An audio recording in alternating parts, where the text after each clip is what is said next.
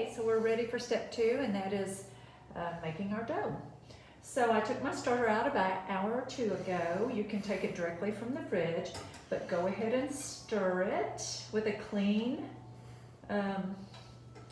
whisk. And then I've stirred it up really well. And I'm gonna measure out 1 cup of starter with a clean measuring cup. It's a little messy, but put that in your cup. 1 cup.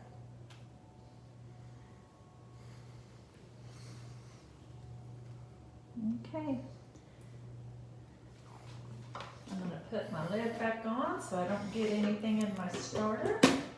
And I'm going to pour this starter in my bowl.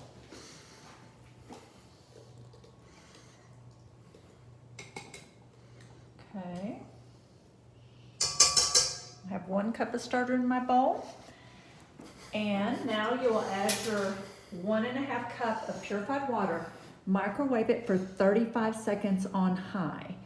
It needs to be about, 100. You don't have to measure it. Just microwave it on high for 35 seconds, which I've already done. Add that to the bowl. Now you're going to add your oil and your honey. As I said earlier, use whatever sweetener you want, sugar or honey or maple syrup, whatever oil you want. I use a light olive oil. So I've already got that measured as well. And I'm going to pour that in the bowl. Okay, I'm going to scrape out that.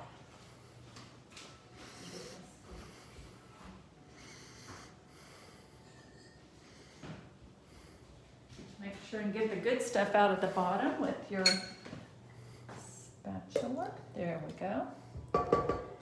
And now I'm going to put in 4 cups of flour. The recipe calls for 4 to 5 cups. I'm going to start out with 4 cups of bread flour. Okay. 1, 2, 3, 4. Okay, I'm going to lower my dough hook. Now I'm going to turn it on low so the flour doesn't fly out until it starts mixing well. And it's not flying, so I'm going to turn it up a little and let that all mix together.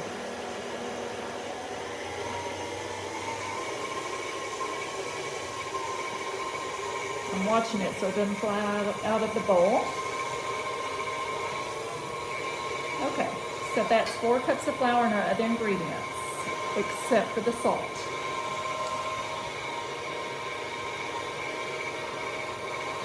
Okay, I'm going to go ahead and add my salt, 1 teaspoon of salt. And now is when you start adding your other flour. It's still pretty soft and mushy in there. So I'm going to add about 1/2 cup more flour. Slowly, see what happens? Let me turn that down. Well, it's okay if it flies out, I guess, if you have a big enough counter space. I'm tapping in that 1/2 cup just so I don't throw too much in at once. Our goal is to get the dough to form to the hook and clean the side of the bowl, all sides, without getting too much flour in there or your bread will be dry. I have this on about a medium speed. And I'm tapping that 1/2 cup of flour in slowly, which I just finished that 1/2 cup, so I'm going to put about another 1/2 cup in here. And the key is to tap it in slowly so you know when you have the right amount of flour, not too much or not too little. See how it's still sticky down there? I'm going to tap more in until it's not sticking to the side of the bowl.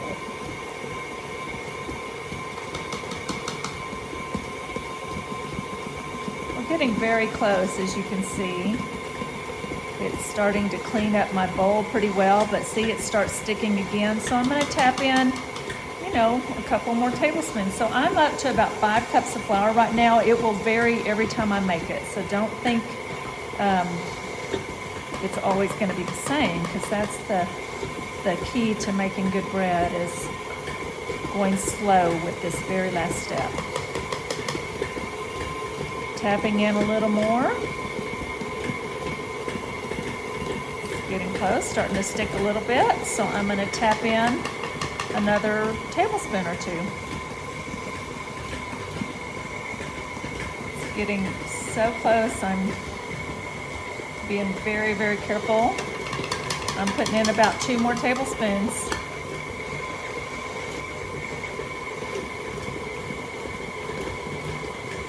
Still sticky down there. So we're about at 5.5 cups on this particular batch.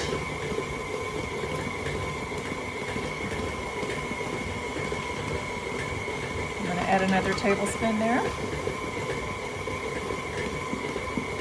I'm going to get another tablespoon in my cup here, just in case I need it, which I do.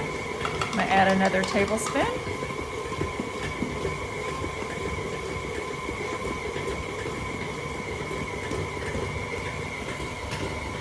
I have another tablespoon ready because I'm going to need it.